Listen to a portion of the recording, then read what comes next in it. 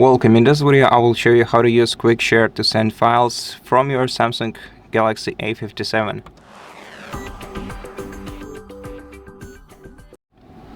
So first of all, let's open our gallery or our files and let's select the file that we want to share. Tap share icon. It's right here before the trash bin icon.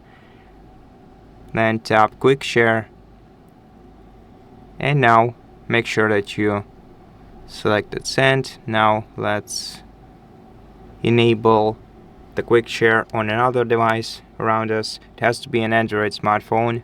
Quick Share unfortunately is not available on iPhone, outside iPhones. So let's swipe down the control center of another device and let's make it ready to receive.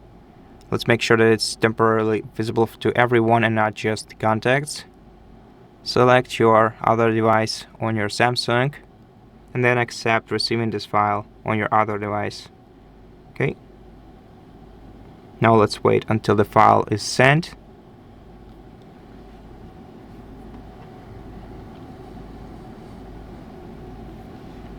And that's it. Thank you for watching this video. If it helped you, please consider subscribing to our channel, leave us a like in the comment below, and I'll see you in the next one.